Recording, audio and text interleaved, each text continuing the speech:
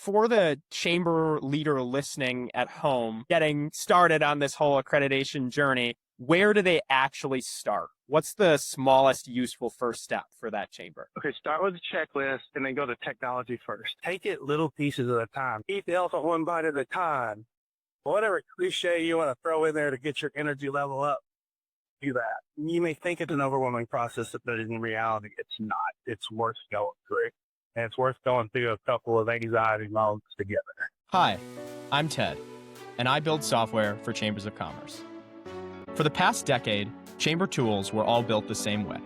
One clunky system for every chamber. But if I've learned one thing, it's that no two chambers are alike. That's why on this show, we go beyond the ribbon cut with top chamber leaders to share the unique programs, processes, and what makes their chamber work. And to give you new ideas you can take back to your chamber. This is Beyond the Ribbon Cut. Welcome back to Beyond the Ribbon Cut, the podcast for chamber leaders. I'm your host, Ted Wind from Diagonal for Chambers, and my guest today is Lance Allison, CCE, IOM, and President and CEO of One Southern Indiana. Lance, thank you so much for coming on the show today. Thank you, Ted. I'm very happy to be here. Thank you so much. So before we get into the meat of the episode today, can you tell us a little bit more about One Southern Indiana and the business community that you guys serve? So One Southern Indiana is both a Chamber of Commerce and an economic development organization. So we're the Chamber of Commerce for Clark and Floyd County, and then we're the economic development organization for Clark, Floyd, and Scott County. These are based in Southern Indiana, right across the river from Louisville. So that's geographically the easiest way to explain where we're at. Got it. And that's over 1,000 members across those counties, right? So yeah, we currently sit at around 1,150 and plus or minus 2 or 3 on any given day. But we've been able to sustain that growth for quite some time. When I came in a little over 2 years ago, we were hovering around 1,050. So, we've had a nice increase and had a nice retention rate going on. So we're holding steady right at that mark. Love that. And as far as that kind of membership mix breakdown, is that like a good mix of like mom and pops and big industries? Does one kind of sector kind of dominate? What does that look like? It's a fairly even. We have our mom and pop, small businesses, retail, all the way up to industrial manufacturing. So there's a wide range and wide variety of businesses. Probably 40% small business, 30% kind of medium to large, and then the rest larger than that within there. But a very nice mixture. Got it. And on today's episode, we'll be probably throwing around a lot of acronyms. One of the first ones is that One Southern Indiana goes by One SI as well. So just one more question on One SI. How big is the team and the staff for the listeners at home? We currently are 16 team members. We've had 2 of our rock stars get cherry-picked in the last 3 weeks. So we are in the process. We've got an offer accepted for one position today, and then we're going to start interviewing for the next. But when we're at full complement, we're 16. Got it. Awesome. And hey, that's a pretty big accomplishment. I mean, not the best, obviously, for folks. You don't want your rock stars leaving, but clearly a testament to the folks you brought on to the chamber there. It's, in the chamber world, that's just a part of the game. And, it's a compliment to us, a compliment to the people that work for us, that people think highly enough of them that they want to rob me of that talent. 100%. Well, speaking of talent, you yourself, Lance, are quite the talented individual as well. Your road to the president's office of the chamber is really anything but typical. Family photography business in Murray, Kentucky. You got your master's from Murray State, bunch of chambers in Kentucky and Florida. I think a detour into engineering as well. Could you give us kind of the highlight reel there? I know I covered a lot of bases there, but it's because you got a pretty serious CV. My father began a photography studio. I was in 6th grade, and I kind of fell in love with that business. Around 7th grade, I decided that's what I wanted to do as a career. And so I was actually a photographer, or a professional photographer. I was doing a lot in high school. So did that for 20 years and actually bought the business from my dad. Now he still remained my boss, telling me what to do. So I owned it in name only, 11 of that 20 years. And then I finished up that master's degree around 2007. I had done classes on and off for over 12 years. And just I wanted to do something different. I love photography. small business, and especially in that kind of sector, you eat what you kill. There are some months where you rob Peter to pay Paul. Every small business owner knows this. And so it just came to time, like, I kind of want to do something different. And at the time, the Chamber of Commerce job in Murray opened up, and it had a lot of things I was interested in. I've been president of the Rotary Club. I've been chair of the United Way Board. I've been on city council for 3 terms, small business owner. So it had a lot of mixture of those types of things in it. So that's one of the reasons that drew me to it. So I ended up getting that position. And then within about a year, that really fell in love with the profession of Chamber of Commerce. And so as I started to kind of develop myself as a chamber professional and grow the chamber, for the first time in my life, I thought, maybe I might want to move out of my hometown. I like to make the joke I was so rooted I could barely lift my feet. And so we had some success there in Murray. We went through the accreditation. I started that right before I left, but we won the ACC Chamber of the Year in 2012. I'd gotten some certifications. And so started looking around and was looking at the finalists in North Carolina and Florida at the same time. And ended up going with Panama City Beach, running the chamber down there, and enjoyed that immensely. It's a great place to live. It's not just a vacation area where you live in there. But life throws you curveballs, and I found myself back being close to my kids in Western Kentucky. And that's how the engineering job came up. One of my best friends from college owned the firm and called me out of the blue and said, "Hey, we'd like somebody in business development. Would you be interested?" And at the time, I needed to be closer to the kids. So took that on, knew nothing at all about engineering. But ended up doing business development, content marketing with them. But I always knew I'd get back into the chamber world. I was going to let the kids get older, get out of high school. And so the opportunity here kind of opened itself up. And I thought, you know what, we need to see if I'm a viable candidate anywhere. And I've been out of the game for 8 years. And so I put my hat in the ring here and ended up getting this position. That's incredible. And you talked about how, you've always kind of had that love for chambers, even if you weren't necessarily working in a chamber role. Was there a moment that chamber work stopped being just another job and really became the career for you, Lance? A moment that's kind of like your why for being a chamber leader? I was a small business owner. And so when you're a small business owner, you are many times working in your business and not on your business. You don't have the opportunity. So I didn't have the opportunity for professional development or growth in my area because I didn't have the time. So when I started with the chamber, the programming was very geared to that small business person that didn't have the time or resources on their own to do it. So we provided corporate resources for them in the stuff, small business programming, seminars, that sort of thing. And so that's kind of when I really fell in love with doing it.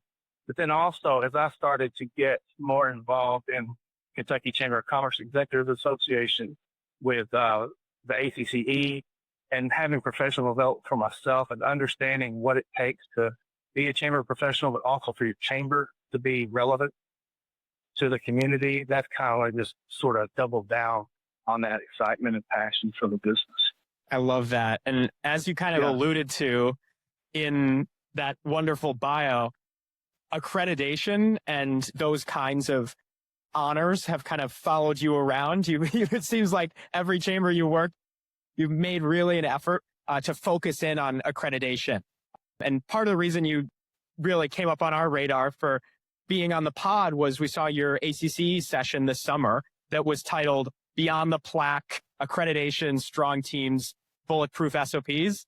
And that title really names the skepticism I hear from chamber leaders all the time. Isn't accreditation just another plaque for the lobby? Can you make the case? What does accreditation actually change inside of a chamber? On its surface, it is not wrong. Being an accredited chamber is an outward-facing award and recognition that you want your community to see, and selfishly, you want the entire North America to see that you're a high-performing, one of the top chambers of commerce. But the reality of it is behind the scenes, behind the plaque, is that it shows that you are meeting and exceeding benchmarks of what makes a high-functioning organization. And I think the best way to put it is when I first joined the Murray Chamber as president and CEO, I ran it like a small business owner. So I wasn't really necessarily interested in what my board thought or having organizational things in place. I made the joke one time with one of my board members who's an engineer, and he said, "What are the matrices behind this programming you're doing?" And I made the joke that did not go over well. I said, "Well, you mean a movie with Neo in it?" And so, but as I started to grow, I started realizing that these things are important. The behind the scenes part of it is making sure that you have things in place. A lot of that has to do with SOPs. It has to do with organizational structure, governance, how you're governed. And so all of those elements going through the process of accreditation, it turns the organization inside out to make sure, am I meeting the benchmark? If I'm not, why? If not, what can I do to make sure I meet those benchmarks? Or it's a validation that you are. Mm-hmm. I think it's easy for smaller chambers maybe listening in who hear this and, are saying, oh yeah, like that accreditation sounds great, but we don't have the staff for all the paperwork that goes into that. What would you say to them? My first one was numero uno, me. We had myself and we had Lisa, who was full-time, and I had Cindy, who was part-time, and I had 4 volunteers that manned the phones. So I went through the process of that application and did every single bit of it by myself. At the same time, running all of the events and everything we need to do, because the organization moves on, the programming moves on. So there's what free time we had was spent on that. And then even also in finding out, okay, I don't have that particular thing. I need to create that thing. So it feels overwhelming, but really it's not. It can be done in a small chamber. It can be done by 1 to 2 people. The interesting thing about coming in and doing it another time with this chamber, I thought I could do that again. I was sadly mistaken. When the chamber is larger and things are bigger and more documents are needed, I learned quickly that it was not going to be anything I could do by myself. So it took all the team gear to have part of it. But it can be done in a smaller chamber. 100%. So let's dive into that a little bit more then. Like, could you talk a little bit more about 1SI earning its 4th star? Walk us through what that process actually looked like start to finish. It starts by opening up the document and looking at what's there. So they give you a checklist. And so you go through that checklist during each section and you say, okay, I have this, I have this, I have this, I have this. Then you start to look at, okay, what boxes I'm not checking. You look into that, you find out, okay, I may have something like that, but not exactly, where I need to create that. That's where you start to rely on your team in order to do so. Like when you look at the financial part of it, I have plenty on my CFO and her team to help me find all the financial documents, not just audits and not just income statements, but financial policies, things that we have. If we have this money here, it has to go here, all of the different nuances that go in with a larger thing. So then when you look at membership, it took the membership team looking through and saying, okay, is our latest environmental scan up to date? And if not, what do we need to do to get it there? So it really is a big team effort in doing that. Because when you're looking at 1,100 members, you're looking at a $2 million budget, there's just a lot more moving parts when you get into that ownership chain. 100%. And, as you mentioned, the checklist is a big part of that self-review process. What did that kind of self-review surface that surprised you? What was maybe broken that you didn't know was broken in the chamber? For me, the biggest surprise was not needing very much. We were meeting a lot of those benchmarks already. In most cases for us, there might have been 1 or 2. I planned on submitting the year before, backed out of that, pushed it off for a year so we could take care of a few of these things. But really for us, because we had done accreditation back in 2010, way before I got here, for us, a lot of it was updating. We had some COVID policies still in place and different things like that. So, and technologies have evolved, so we had to make some adjustments in language and technology. But I was pleasantly surprised that there wasn't a lot.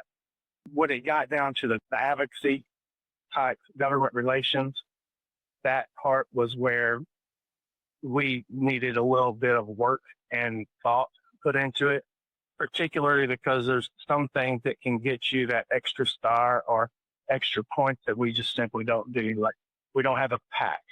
Our board and members have no interest in that. They had no interest in candidate endorsement. I think the chamber about 4 or 5 years ago thought they would weigh in on candidate endorsement, and it backfired big time. Some areas are good. I mean, fine, it works great for them. For us, it's a no-no. So I make the joke, I'm like, if we don't get 5 stars because we don't do candidate endorsements or PAC, we're good. We're fine. And of course, 4 was like my goal. I mean, I was like super stoked. That's what I wanted. And then when we got to 4, like, oh God, I really do wish we'd have that 5. So yeah, a few of my chamber friends across the country are bragging about that 5. I go, come on now, I know we can get that 5.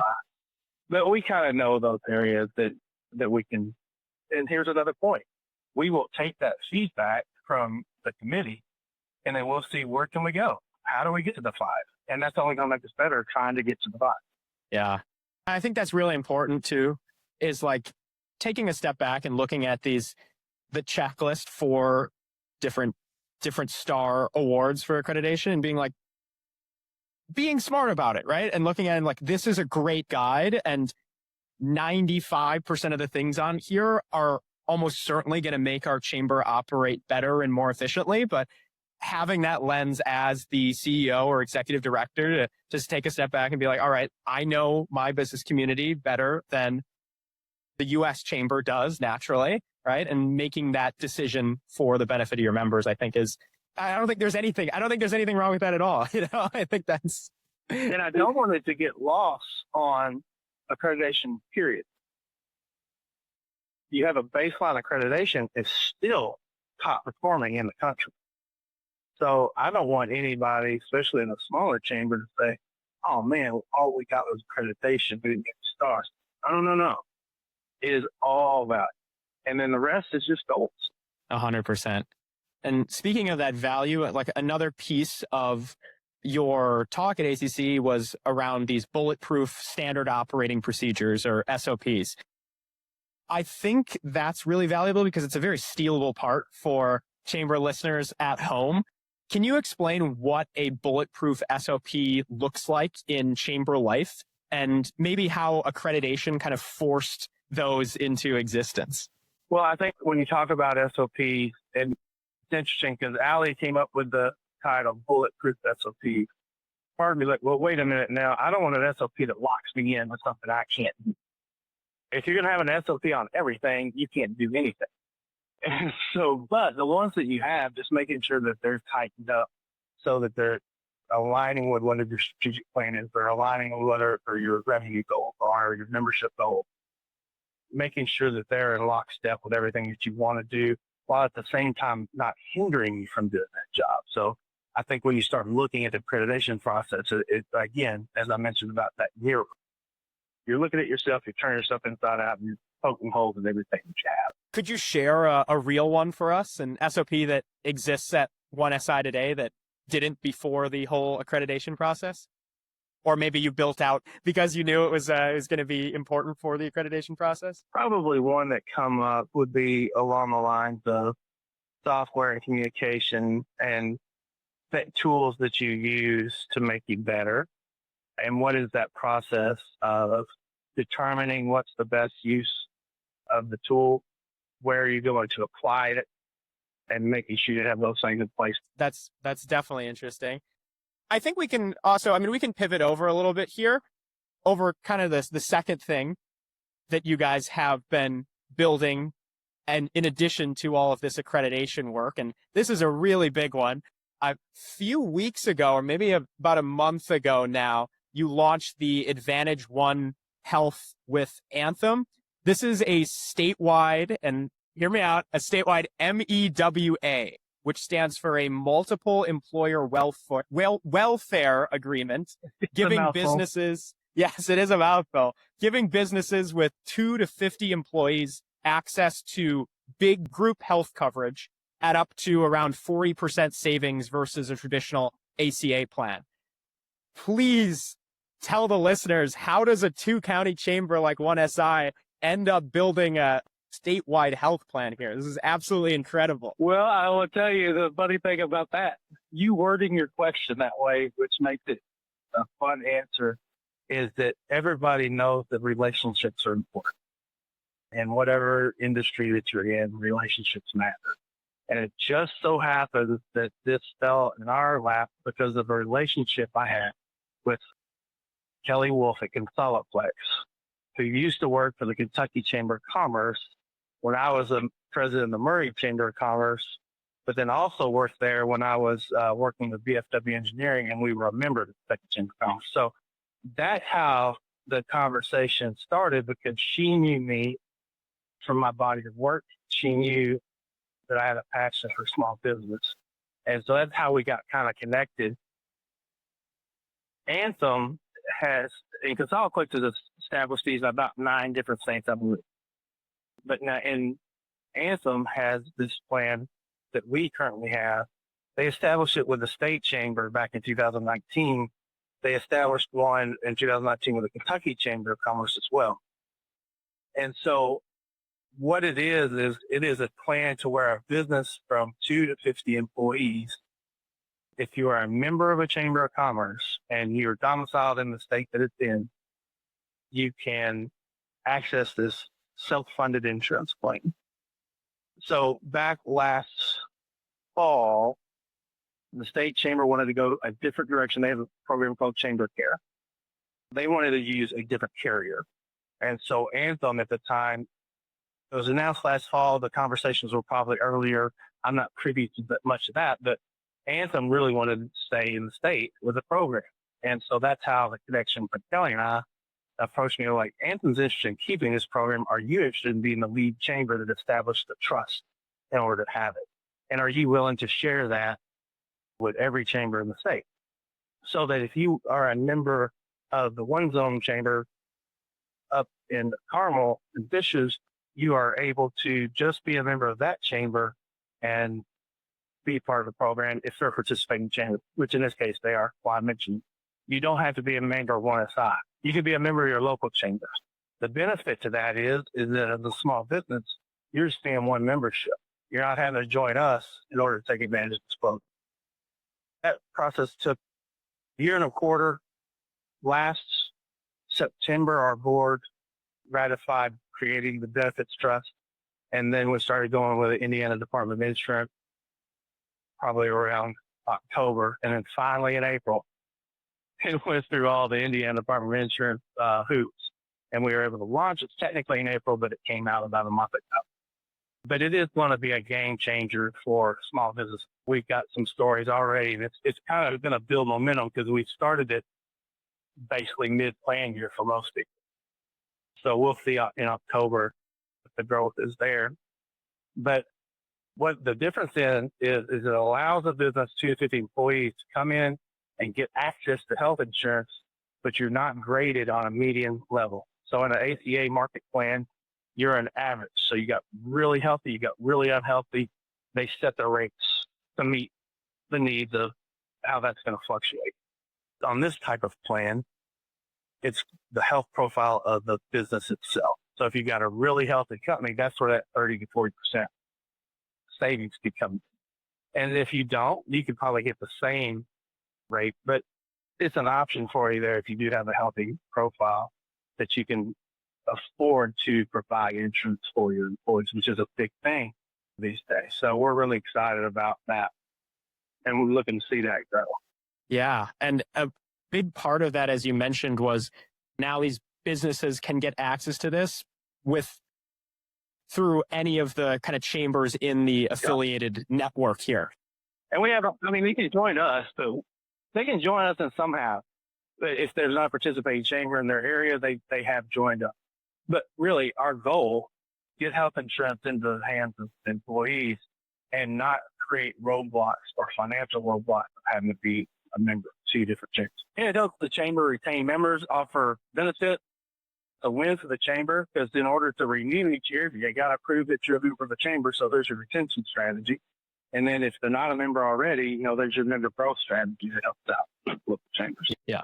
And is that kind of the route you took when you went about approaching some of these other chambers who maybe there might be some competition there. There might be a friendly competition, right? Like prioritizing the benefits and focusing on that. That's the benefits that we try to share, because we also, first we were going to be like, you have to file exclusively with our chamber. You can't have a competing program like a chamber care or a state chamber. We loosened that up a little bit because there's some revenue share opportunities depending on which route you go. But if they want to offer chamber care, they can. If they want to have, because they're doing it for their members, I understand that. Offer both, you can. It's what we're trying to do is expand that network and expand that of them. And that helps in making sure that our local chambers understand this is a great program for you. And we do. We lead with retention and growth. When I'm talking to them. And we got 10 that signed on so far. We're looking to grow further north. I've got some members of my chamber now that are never going to have a ribbon cutting with me. You know, they're on the banks, the lakes up there near Chicago. They're not coming to my Hot network. So if there's a chamber up there that they can belong to, more power to them. 100%. 100%. And for the chamber leader listening at home who's maybe sold a little bit more on getting started on this whole accreditation journey, but they're staring at that blank application, where do they actually start? What's the smallest useful first step for that chamber? Okay, start with the checklist and then go to technology first. Which it's the smaller extension. It's one of the most important. Don't get me wrong, it's one of the most important. But here's the thing about it. It's in section. So start with your checklist. See which one has, maybe even look at it this way. Of the checklist, the section on governance, I've got 9 out of 10 boxes. Well, then start there and fill that 10th box. Take it little pieces at a time. Don't look at that whole thing and get overwhelmed, because you can get easily overwhelmed. And so if you just take the small parts, and as Ali said during our presentation, you might say you're going for X dates to submit. Well, if you don't make it, don't worry about it. They're fine. You're not getting penalized for saying, hey, I need 3 more months. But, just take your time. We had, and this is we're an organization that has a lot of it already. We probably had 6 to 8 months into it once we got everything in place of just getting everything there. And that's a large amount of information. So, I mean, heck, if you're from 6 months to 12 months of getting this done, that's nothing to sneeze at. If you need another 6 months, nothing to sneeze at. But if you try to knock it all out at once and you think you put a hard deadline on yourself, you're just going to get frustrated. Mm-hmm. But get started. It's a long process, but the sooner you start, the more you can start getting work on checking those boxes off, for sure. Just do it. Eat the elephant one bite at a time. Whatever cliche you want to throw in there to get your energy level up, do that. You may think it's an overwhelming process, but in reality, it's not. It's worth going through. And it's worth going through a couple of anxiety moments together. 100%. 100%. All right, lads. Final question on the show. Every guest gets this one on the way out. What's one last piece of advice you'd give to the other chamber leaders at home listening in? To chamber leaders, continue to develop yourself professionally. There are people that work in a chamber profession, and then there are people that are chamber professionals. And it's a big difference of the two. And the results of what your chamber is doing is a big difference too. So step number 1, get involved with your state association. It's invaluable. Number 2 is to get involved with ACCE on the national level. Invaluable. Look at Institute for Organization Management with the U.S. Chamber of Commerce and some of the programs they have. Some of these things are just conferences and have some smaller costs. Some of them, like the IOM designation, have a pretty hefty financial price tag. But I can tell you, I've got one going through now. I've actually he'll be my 3rd, not here, that I've put through Institute, and it's worth every penny, because every week you're there, you probably earn a year's worth of experience and knowledge just from the people that are speaking and the networking that you have going on. But the state and national associations are must. Those are minimums. So keep being a chamber professional, keep working on yourself, because that will translate into the organization. Yeah, yeah, 100%. And have really wise words there, Lance. I really appreciate you coming on to the show today. I think this is the conversation that I really hoped it would be. What sticks with me the most is this idea that the plaque was never, it's fun. It's nice to have the plaque, but that's never really the point here. Accreditation in the first place, whether that's employees getting their IOMs, their CCEs, whether that's the chamber getting their stars or just getting accredited in the first place, it helps build an organization strong enough on the inside to then go out and build something as big and impressive as this massive statewide health plan on the outside. Like, that is just incredible. And it's a testament that systems, you build the systems first, then the wins that members can feel come. And that's a testament to the show. That's value that really goes beyond the ribbon cut. So thank you so much again for coming on, Lance. If you want to learn more about Lance, his entire team, and the One Southern Indiana Chamber, check out their links in the description below. And to everyone listening, thank you so much for tuning in to Beyond the Ribbon Cut. We'll catch you on the next episode.